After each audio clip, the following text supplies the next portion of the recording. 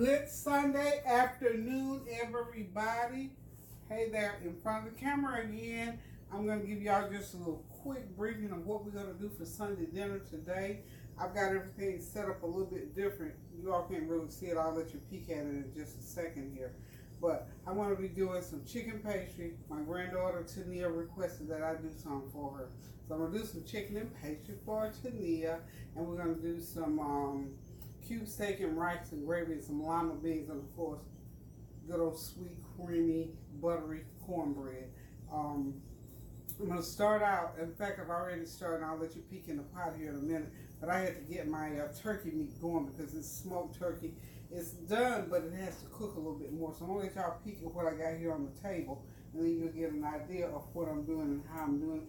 I'm trying to do it a little bit different. I set up a table here today to kind of help me along the way. So I'm going to take the lids off the pot. I already got my chicken boiling for the chicken pastry. Now what I did, I cut up 3 pounds of chicken for the pastry. And what I did last night, I marinated it real good with some complete seasoning, black pepper, and let it sit there. And then when I got up this morning, I put it in the pot, added a little bit more salt, a little bit more complete seasoning. So that has to cook a good, maybe 45 minutes to an hour.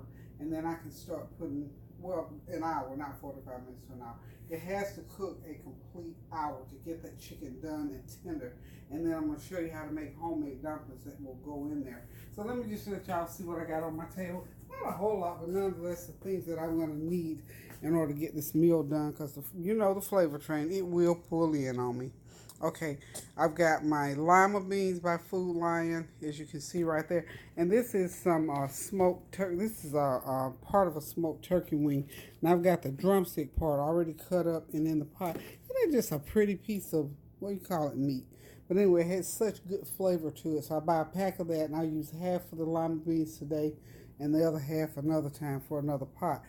Food Line Lima Beans gonna go in the pot with that turkey meat, and of course you see my big old bag of Uncle Ben's rice there. I'm gonna cook 3 cups of that to go along with the cube steak. Now I've got cube steak in 2 different packages. Got about 3 pounds of cube steak that I'm gonna fry and make nice onion gravy to go with it, y'all.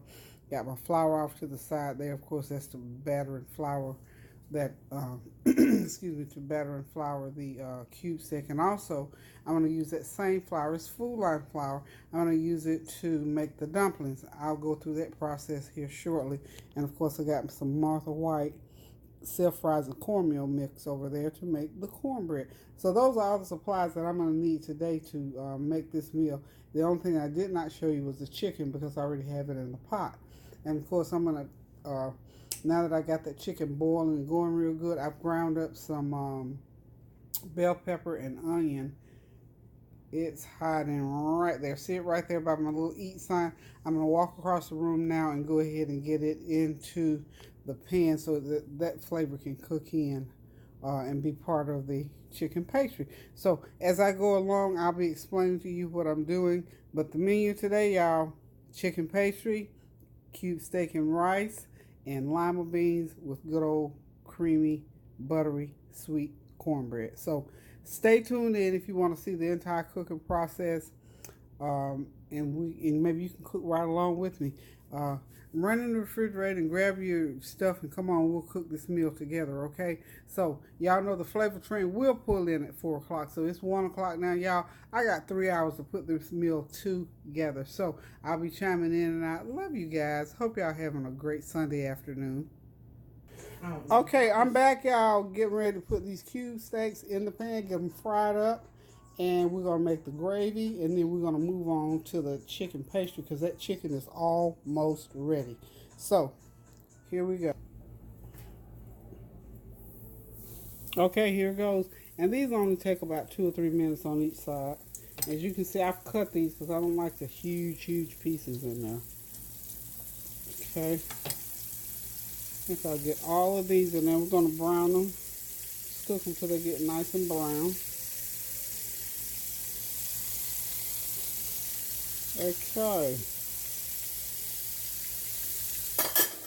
Can I get one more in there, y'all? I think I can get one right by.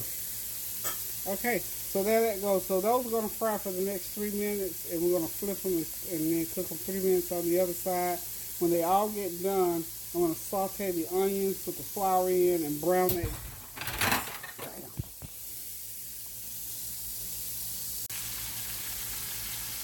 Okay, y'all, this cube steak is cooking nicely. I think I can go ahead and, yeah, they're ready to flip. Be ready to come out there in a few minutes. After we get these all flipped over, I'm going to move on over to getting those lima beans in the pot. I'm going to get that. When you're doing the lima beans, I think just make sure that your cooking meat is like tender to the touch. I'm going to go ahead and put some more seasoning in there. I'm going to drop some more complete seasoning in there, another tablespoon of complete seasoning. I haven't put any in at all. So I'm going to drop me a tablespoon of complete seasoning in there. And make sure it's boiling really good. Probably have to add a little bit more water because I think those 6 cups of water have just about boiled out. I'm going to add 2 more cups because the beans are going to have to cook about an hour, hour and a half until they're nice and tender and form that nice creamy gravy in there. So we're going to go ahead and get the lima beans going. I've got, let's see, 2 bags, and each bag is 1 pound and 12 ounces. Almost 2 pound bag, so close to 1, 2, 3, about 3.5 pounds of lima beans going in there. I guess my scissors must be dull, y'all. So all I'm going to do is just pour them right in there. I'll make a nice pot of, got 2 bags to put in there. It's going to make a nice pot. You know, you can't beat lima beans with cornbread now. We used to eat some kind of beans, y'all, like I told y'all, every day, y'all. And lima beans is one of them. These happen to be fruit lime, baby lima. Now, I'm going to put this back on high for that water on in there. Just make sure the water covers your beans. Put a little bit more so we get them covered. Okay. And I'm going to turn them on high and get them boiling. And when they get boiling real good, I'll turn them to medium high. Because one thing about lima beans, remember, they soak up water. And you have to keep your eye on them so they don't stick on you. Okay, so they are ready to go. We're going to leave it on high until it starts to boil. And let's get back over here to our cube steak. These are ready to come out. And when they do, I'm going to go ahead, put the next batch in, and I'll start making the gravy. Okay, now it's time to get the gravy going for the cube steak. I'm going to go ahead and start out with the onions. I'm going to saute them up a little bit. And then I'll get the flour in there. Got about a 1/4 of a cup of oil in there. I'm going to have to add some more oil. I already know that. So I'm going to go ahead and saute those onions up with all that goodie that's in the bottom of that pan, y'all. Get them sauteed up, y'all. Get them sauteed up. This is the best part of cooking cube steak. So now you know you have to cook them, bread them, season them, bread them, and cook them on each side for about 3 minutes. Get them out of there. And look, lots of onions in cube steak gravy. Please, lots of onions. Just load it up with onions.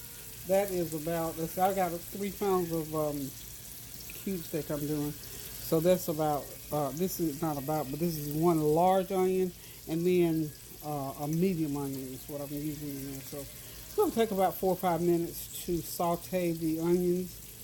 And then we're going to get them to the side. We're going to get the flour going in there, but I'm going to have to add more oil.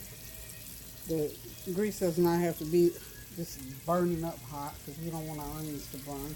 We want all that flavor to stay in so that we can, when we eat, it's wonderful. But you know what? You cannot beat a good gravy on a piece of cube steak over some good old rice. I'm telling you the truth. Or you can have cream potatoes.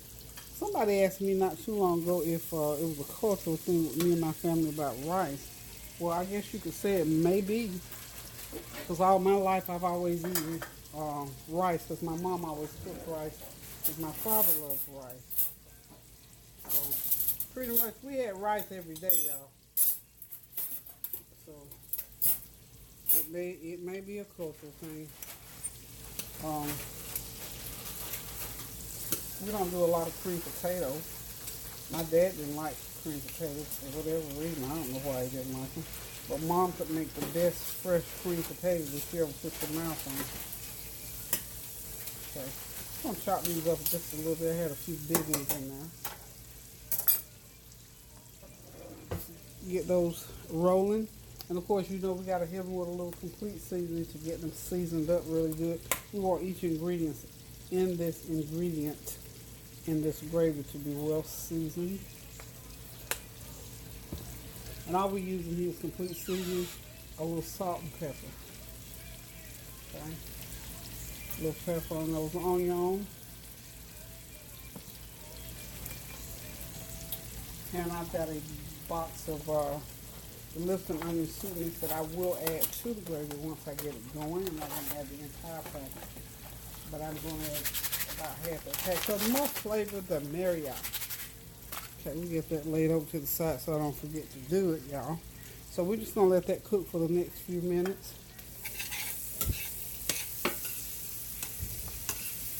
Those onions, honey, you can just about eat those by themselves and throw your green salad over there with it.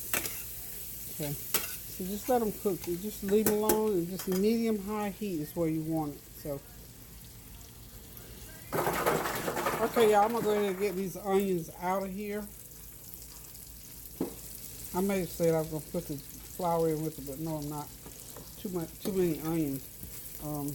I could, but if it's not a lot, you could. Yeah, we just need to get them out of there. Put them to the side. Get that grease turn up to high. And get ready to put some flour in here. Probably a half a cup of flour is what I'm going to end up putting in there to make this pan full of gravy. Okay, so the onions are done. It's probably a fourth of a cup. I'm going to put another fourth of a cup of oil in there. Okay. Clean up around there. Nothing burning. Worst thing you can have is cooking and have old burnt smell when you're trying to eat. Got to watch. It's like watching and praying, y'all. Watch. Okay, yeah. That's a good half cup there. So, this is the flour that was left over. I had a little bit left over, and I added about another fourth cup to what I was battering with.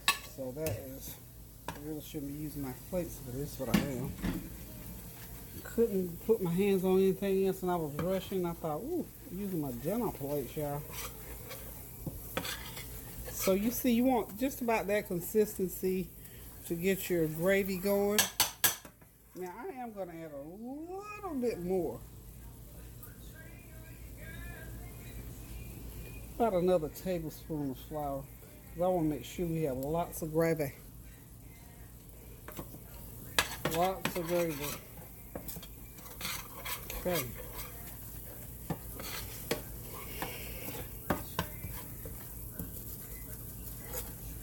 And you know, when you're doing a gravy or a roux, you have to continually stir so nothing will burn or so nothing will stick. The Lima Beans are cooking wonderfully. And I've got my heat up on high. I don't know why I turned it to low, but I got it on high. Because I wanted to go ahead. Now, we're not going to cook it as dark as roux, but we want a nice brown color on that gravy. And it's going to take approximately, I want to say about 5 minutes to get it there.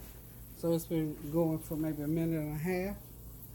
I'm going to give it about 5 minutes, and then we can go ahead and add the water to it, season it up, throw the onions in, and put the meat in, cover it, and cook it for the next 30-45 minutes. It's 2:33 now. We normally eat dinner around 4:30, so I've got plenty of time. Because the last thing I have to do is to cook the dumplings. Get the dumplings ready rather to go into the chicken. The chicken is done, y'all. You know, if you get some little grizzlies on there where the, you know, the little crust of cooked, that's fine. That just adds to the flavor of your gravy. Okay? So I'm going to go ahead because I like to add seasoning to my food while it's cooking. I'm going to hit this paste here with about a teaspoon of complete seasoning. Not a lot, because sometimes seasonings will burn on you. Now I know for a fact that garlic will. Quiet on the set.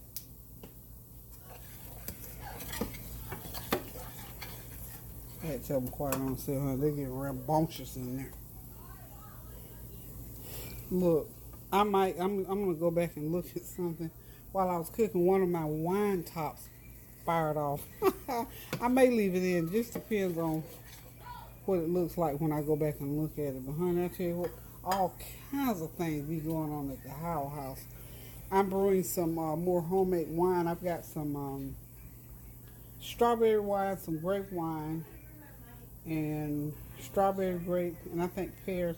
Strawberries are very acidy, and plums, this is what it is.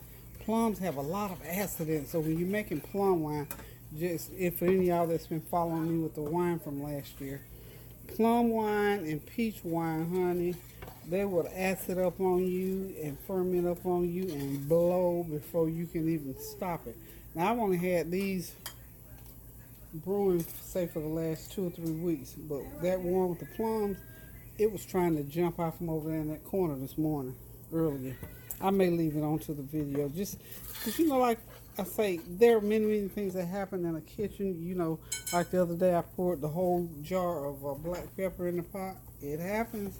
And I was thanking God it wasn't salt. Now, it's a little bit different when you got to deal with wasting salt like that. You can't quite recover, so I thank God it was black pepper and not salt. So, now that gravy mixture is beginning to brown. I think that's as brown as it needs to be. So I'm going to go ahead and add my water. Do this carefully because it's really, really hot. And you don't want that hot mixture jumping up on your hands because it don't go away real quick. You know what I'm saying? So be very, very, very, very, very careful. So that's already 2 cups of water. I'm going to add about 2 more cups. I need 4 cups of gravy, y'all. But I'm going to let this cook up here, make sure. See how nice and smooth that is? Great. You know, a lot of people have a problem with making gravy. But there again, all you have to do, and I'm going to add this in my, I'm going to put this in my cookbook. When you're cooking, you not only have to smell and see cooking, you have to feel what you're cooking. If you have a feel for what you're cooking, then it's not hard to make any kind of dish. You know, these fancy gourmet dishes, I don't do fancy gourmet cooking, rarely. Even at that, you have to feel what you're doing. So, for instance, this, like on the bottom there, it's trying to well up, but you got to keep stirring. You can't walk away and go look at TV or talk to the neighbor or text on you. You can't do all that kind of stuff when you're cooking. You got to be dedicated like that right there. Just a lump in the flour, because that's what flour does. If you know a little bit of history about food, then cooking food is a lot easier. And so I already know I'm going to have to put more water in that because I don't want it that thick, okay? That's going to be some good eating, y'all. Remember I told y'all I was going to put a pack of this onion soup mix in there? Well, I am. I may end up putting a whole pack. Because actually, I'm going to have about, just going to quit playing around with it, put the whole pack in there. Okay? Because I know I'm going to have to add more water.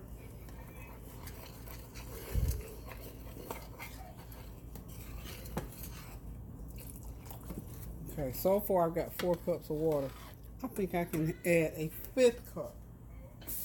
Or even a 6th cup. Can't add too much because I don't want to run it over to where I can't get my meat and onions in there. Because that's the main purpose for making the gravy. Okay? So that gravy's coming together nicely. I'm going to go ahead and remember too, I can thin this out because the other thing about making this gravy, there is flour on this meat and it's going to help to thicken it even more. So I can just go ahead and thin it on out. And also watch where you are in your pan. You see where I am in my pan? Because when I put that meat in there, it's going to bring the level of that gravy up. So you don't want to spill it all over your stove.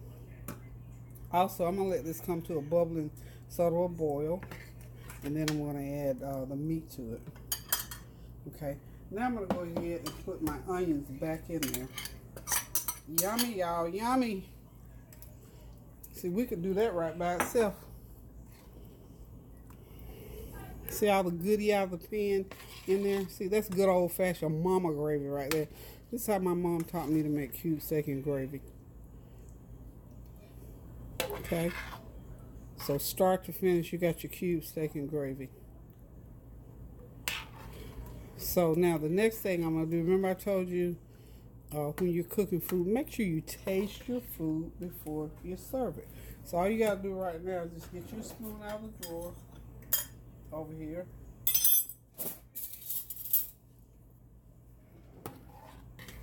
Stir it, stir it, stir it, and taste it to make sure whether you need some more, whatever seasoning you may want to put in there. I can still put more water in there, by the way. Okay. Almost there. Now, I know I can put more water because it's still thick. That's about another fourth cup. So we're going to end up with this amount of gravy. We're going to end up about 6 cups of water. So that's that's news to my, I'm not news, but music to my ears. Okay. Now I've got to add my other tablespoon of complete seasoning in there. There it goes. Okay. And then I got to add me a another teaspoon of, it's not coming out like I want it, a teaspoon of black pepper. Okay, there we go. Now,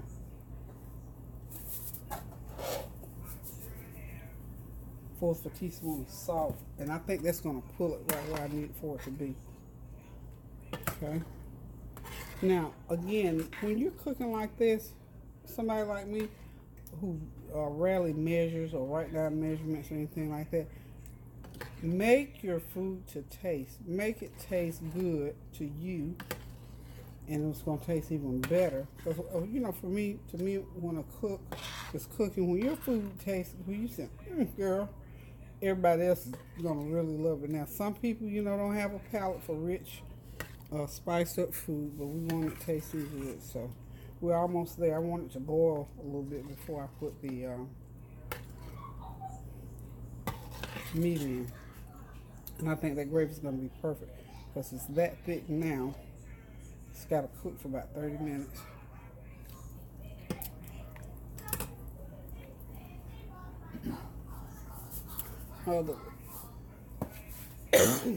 Ooh, black pepper got me, y'all. Ooh.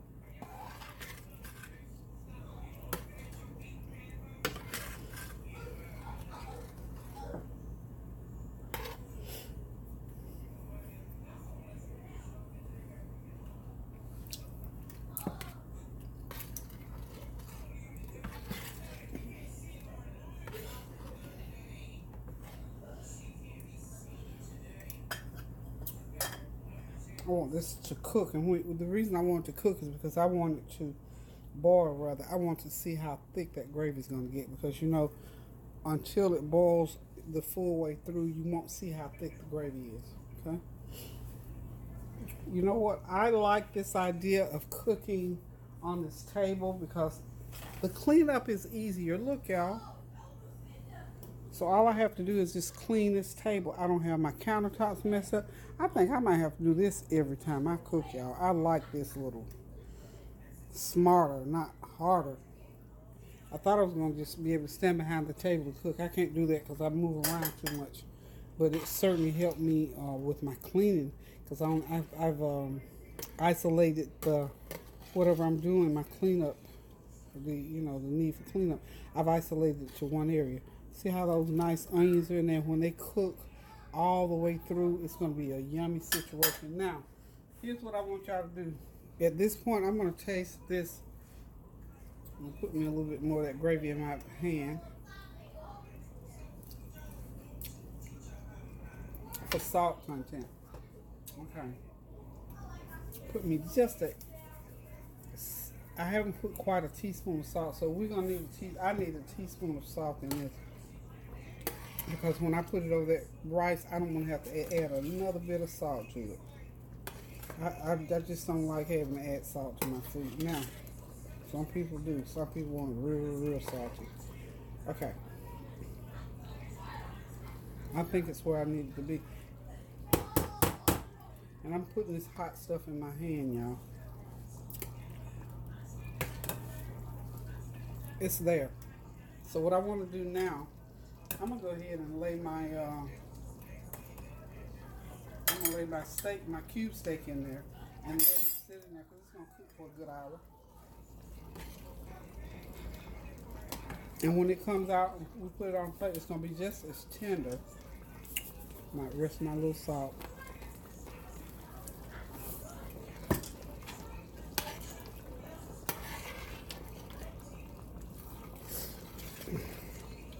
Here, see how that's bubbling? You want it to bubble just about like that. Because, when I put the cube steak in, it's going to thicken up more from that gravy on the cube steak. And also, the flavor of that gravy is going to take on the flavor of the meat. So that gravy is going to have an even more robust flavor to it. So,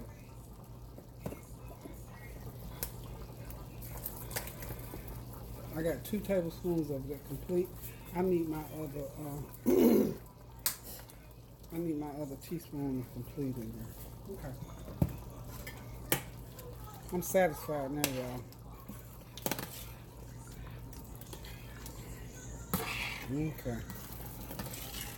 I'm there. I know I'm there. I can feel it in my bones. Like I said, when you're cooking, you have to be able to feel your cooking. Even when you think you're there, you have to keep right on. Like I said, I cook to taste.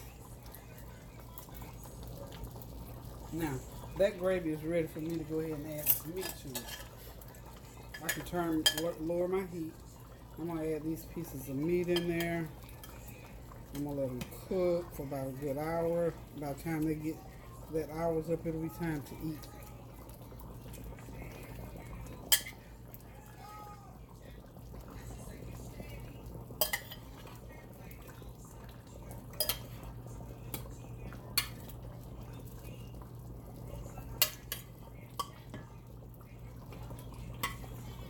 Okay.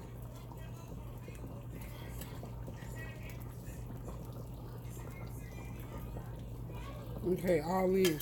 I'm gonna put all them little crumbles in there. They belong in there. Now, that's how you cook cube steak, people. That's it. It's just that loose. And you see, it takes a little bit, but it's that simple.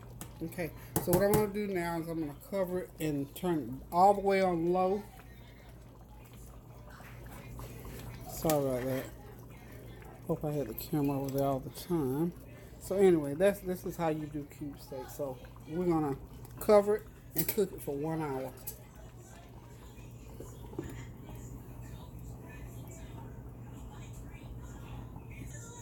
Okay, y'all, here we go. It's time to do the dumplings for the chicken and pastry. What I've got here in my cup is 2 cups of self-rising flour and 1 stick of butter. I'm going to add a little bit of water to it and get me a dough ball. I'm going to roll it out, and then I'm going to get it real nice, as thin as I can. Then I'm going to make the dumplings. I'm going to add them to the chicken. But before I do that, I'm going to go ahead and put my stick of butter over here in my dumpling pot. I'm sorry, my chicken pot. Chicken's good and ready. It's got everything in there except the butter and the dumplings. So we're just going to drop that stick of butter over there. I tell you what, this cube steak is really cooking. It's rolling. So let's get back over here. And I tell you what, other thing I think I've figured out I need to do as well. I need to get my cornbread. I got the cornbread in the oven, y'all. I'm rolling. This setup that I've got here has just afforded me the opportunity has afforded me the opportunity to get things done quicker because the cleanup is easier. So let's get that bread out.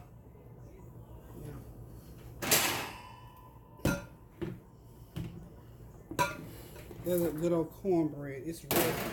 Now, I can turn that hot oven off, y'all. Whew, it's hot. Okay. There's my usual Sunday cornbread, y'all. Done. It's ready to go. Okay, for anybody that's wondering, how did she make the cornbread? 2 cups of self-rising flour, 2 eggs, 3/4 cup of cooking oil, a 1/2 cup of sugar, about 1/4 cup of water. Whip it up real good. Grease your pan, throw it in there, and put it on a 375-degree oven for about 20 minutes. And you got that pretty cornbread. So now, let's get on with these dumplings. Let me get to Nia. Now, Tania's the one that requested the dumplings. So I'm going to have her come in because I want her to see how I make them. Well, here in North Carolina, we call it chicken pastry. Okay? And pretty much you just cook that chicken until it just cooks off the bone. And the dumplings only take a few minutes to make. Tania! So I'm going to get her up here. Because you know, you can buy those Atkins, I think the name brand. You can buy the Atkins already pre-made dumplings. Tania! So what I'm going to do is start with a fork. Or if you got a pastry cutter, you can use a pastry cutter. Just get the butter mixed all the way into that flour.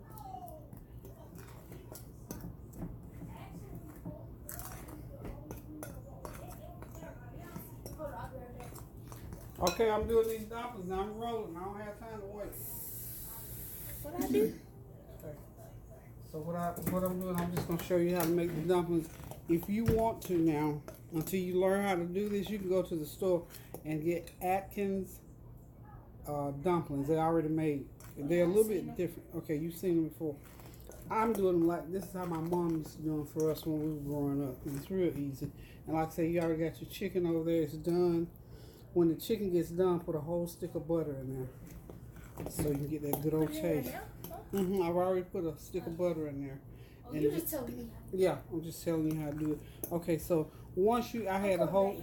I said no, I'm coming back. Okay, I got a whole stick of butter already in here that you call this creaming your butter, cutting your butter into your flour, and then you just add. Now you notice all that flour is not going to take a whole lot of water to make a dough ball. Okay, so you have to measure it in. See how fast it starts making that dough ball? I may have to get a little bit more water. Just a tiny bit more. And just keep on till it starts to form a dough ball.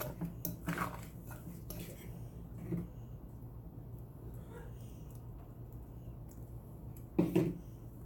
There's just something about flour that just does not take a lot of moisture to get it going like this. So now you got your dough ball. So this is 2 cups of water, 1 stick of butter, and get you a 1/2 cup of water in here. Just don't pour it all at one time because you may or may not use it, because the temperature in the room will help you with that. So I'm going to put a little bit more flour because I'm going to have to get this dough ball to go on here. I have a rolling pin somewhere. I don't know where my rolling pin is. I thought I saw it the other day, but I guess not because I don't see it now. So I'm going to get this dough ball rolled out. Just dump it right on there. Get that out of the way. And get your hands good and full of the dough, of the flour. You got to do like that. See why you don't need a sloppy dough ball? Because if it's sloppy, they thought that was funny. Y'all know me in words. I love words. Okay. So I'm not going to knead it a whole lot because it doesn't need to be. But this is just the way my mama used to do it. And this is basically the way you make biscuits. If I wanted to do biscuits, I put a little bit. Wait, what you making a dough ball for? Then you take it off and then you roll it. So I can make biscuits out of this same dough. This is the dough ball is for dumplings. I'm making chicken pastry. Oh, dumplings? Yeah, these are gonna be dumplings. My mama, when we grew up, we called them chickens and dumplings. So I'm gonna flatten this as much as I can with my hands, because I cannot find mine. I can't find y'all remember my roller pins of brown? Yeah, it's burnt. I've looked everywhere for it unless I overlooked it. I don't see it. Okay. Let me turn this off for a minute. Okay, y'all, I'm back. I'm gonna use a glass because I cannot find my rolling pin. So what I'm gonna do is I'm gonna flatten this, and the reason I'm flattening it, this is self-rising flour. I prefer self-rising flour. I don't like flat dumplings or flat pastry. So we're just gonna roll this out. You can use this same mixture for biscuits. You can use it for pie crust. You know, you just have to adjust you just have to make the adjustments according to what you're doing. So what all I'm gonna do now, that's as much as I'm gonna roll them out, because we're doing dumplings. So I'm gonna roll it out to that point, and then I'm just gonna take a knife and start to cut it like this. Just cut them, cut. Just that simple. You see, it takes 5 minutes to do this, y'all. And if I was making a peach cobbler or something, this is basically the way I do my dough. And then just lift each. And then I'm gonna cut these up now, because remember, these are gonna be dumplings. We're gonna cut them into pieces like this.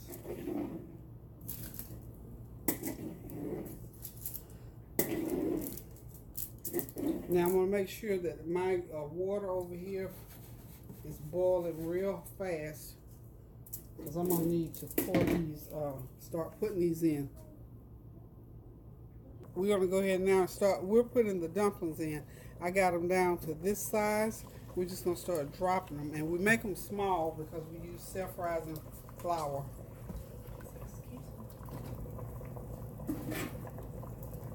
And once I get a certain amount in, I'm gonna start stirring, because you want to sort of keep them separated. You don't want them to get too big, and you don't want them to stick together.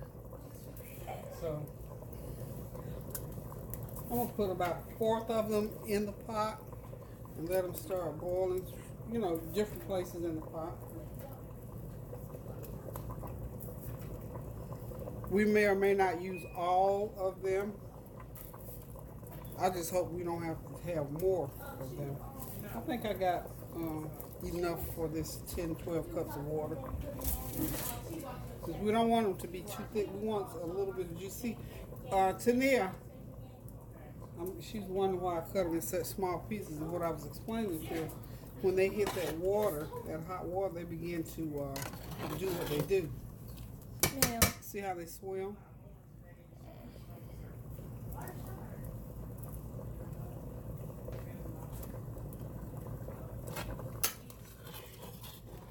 Yep, this is just how my mom used to do our dumplings.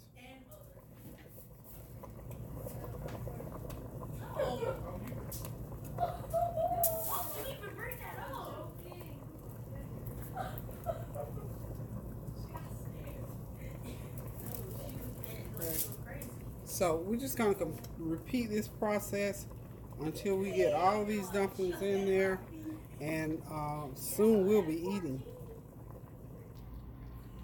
Okay, y'all, Sunday dinner is done. On the back burner, lima beans with smoked turkey wings. Front burner, we got that good old gravy and cube steak with lots of onions cooked down until that meat is just melting in your mouth tender. Some good old steamed up Uncle Ben's rice for that gravy. On the back burner, you know it, we got that good old creamy sweet cornbread. And over here to the left, we got Tania's request chicken and pastry. It's cooked. Listen, y'all gotta know the flavor. This is where my mom used to cook it. So this is my mom's first name was Ella, so this is Ella style chicken and pastry, or we call it homemade chicken and dumplings. See them dumplings in there with that chicken all through it, y'all. You just gotta know it's gonna be some good eating around here. You can eat that over rice, over some cornbread, or eat it just like it is. So y'all, thank y'all for hanging out with me today. Listen, keep those prayers going up so the blessings will continue to come down. And until I decide to cook something else again, y'all come on, jump on the flavor train now. Love you guys. Toodaloo.